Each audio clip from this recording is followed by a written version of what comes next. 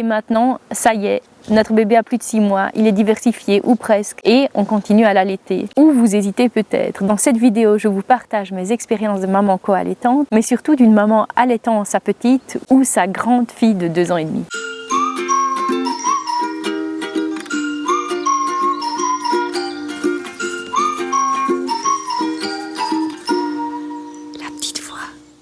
Salut, c'est Joy. Sur cette chaîne, je vous partage mes vidéos qui se situent au croisement entre la parentalité bienveillante et la pédagogie Montessori. Je vous partage des idées d'activités Montessori et vous offre plein d'astuces qui permettent une relation encore plus épanouissante avec votre enfant. Ça fait partie de ces sujets dont je ne parle pas en public. Je sais que tout le monde n'est pas pour et je n'ai pas envie de créer de polémique. Et puis, chacun son opinion. Ça peut parfois choquer, surtout les générations de personnes qui n'ont que rarement vu des femmes allaiter. Ils préfèrent le biberon et considèrent que les seins sont faits pour les rapports sexuels et non pour nourrir nos enfants. Et qu'une femme n'a pas à montrer même une petite partie de sa poitrine en public.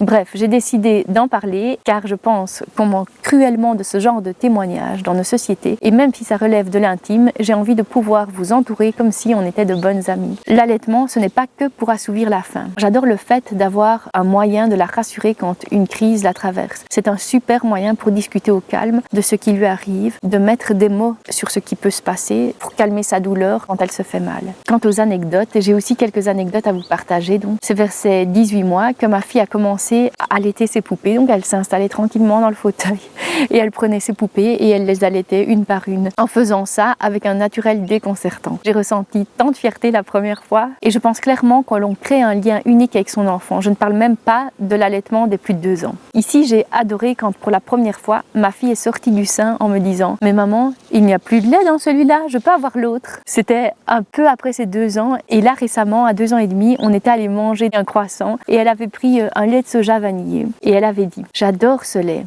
En fait, mon lait préféré, c'est celui-ci et celui de maman. » On s'est mis à rire avec le papa. Je pense que ça y est, elle se souviendra toute sa vie avoir été allaitée. Ce sont des moments forts et le jour où elle décidera qu'elle n'en veut plus, qu'elle n'en a plus besoin, qu'elle sait calmer sa douleur et ses émotions désagréables seule, je suis sûre que ça va me manquer. Si vous n'êtes pas prête ou que vous n'avez pas la possibilité d'attendre si longtemps et que vous avez envie d'induire le sevrage afin d'accompagner votre enfant, je vous recommande le livre qui s'appelle « Toi, moi et les tétés ». Je vous le mets aussi dans le descriptif. Après, il n'y a pas de bon ou de mauvais moment. Le meilleur moment pour le sevrage est le moment où l'une de vous deux, ne souhaite plus continuer. Ici, je sais que si ça n'avait tenu qu'à elle, à ses 2 ans, elle aurait encore tété 7 fois par jour. En réalité, je ne sais pas avec précision vu que c'était déjà limité à 3 fois par jour. Et c'est justement vers ces 2 ans que j'ai réalisé que ça ne me convenait plus du tout et je lui ai exprimé qu'à partir de maintenant, ça ne serait même plus que 2 fois par jour. Je pense qu'il est super important d'exprimer nos limites, même quand il s'agit des limites de notre corps globalement et sans vouloir trop rentrer dans les clichés. À une fille, ça permet de bien faire comprendre que maman décide ce qu'elle fait avec son corps, tout comme elle décide ce qu'elle peut accepter ou non avec le sien. Et à un garçon, ça lui permet aussi de comprendre qu'un non, c'est un non. Ça y est, votre bébé est diversifié. D'ailleurs, à ce sujet, ma fille n'a jamais été fort attirée par la nourriture. Et alors qu'on souhaitait commencer la diversification à 6 mois, elle n'avait que peu d'intérêt. J'ai donc continué à l'allaiter, à la demande, jusqu'à ses presque 1 an. Elle n'a fait quasi qu'être nourrie par l'allaitement. J'étais fort tracassée au début et si c'est aussi quelque chose qui vous arrive, sachez que ce n'est pas grave pour autant qu'on soit vigilant quant à l'apport de fer. Pour ce genre de situation,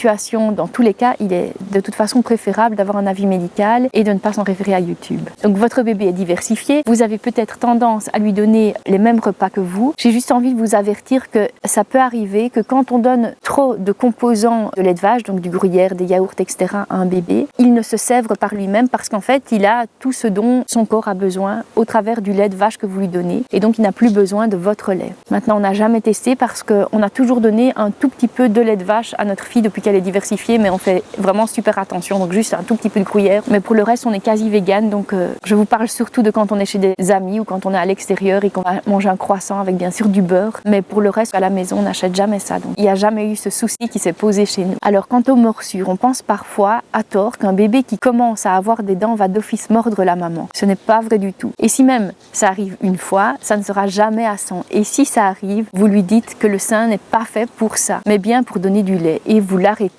arrêtez la tétée, en tout cas c'est ce que je vous conseille, et vous le redirigez vers son anneau de dentition. Aujourd'hui, ma grande a 2 ans et demi et ça m'est déjà arrivé d'hésiter à l'allaiter quand je voyais qu'elle en avait le plus besoin, qu'elle avait beaucoup de chagrin, juste par peur du regard des autres, de la famille ou des amis. Quand j'en ai parlé à mon compagnon, il m'a dit quelque chose de trop beau que j'ai envie de vous dire aujourd'hui. Il m'a dit littéralement: mais c'est fou ce que tu as pu ressentir, parce que si tu l'avais allaité à ce moment-là, j'aurais été super fière. Et ce qui m'a le plus surpris, c'est les extrêmes que l'on a pu ressentir. Alors que j'avais tellement peur du jugement et je ne me sentais pas du tout à l'aise, lui, il aurait connu un sentiment diamétralement opposé qui était la fierté. Quand il m'a dit ça, je me suis sentie hyper soulagée, mais bête aussi, parce que je me suis dit que plus jamais je ne permettrais au potentiel jugement des autres prendre cette place dans l'allaitement que je vivais avec ma fille. Alors voilà, j'espère que cette vidéo a fait sens pour vous et qu'elle vous permet d'avancer comme mon compagnon m'a permis de le faire récemment. Si vous aussi vous allaitez un bambin, n'hésitez pas à me le dire en commentaire, que je me sente un peu moins seule. Et puis n'hésitez pas à partager cette vidéo à vos amis, à vous abonner, à liker. Et vous pouvez me retrouver sur Instagram ou Facebook. Dans tous les cas, dans 15 jours pour une nouvelle vidéo. D'ici là, soyez heureuses.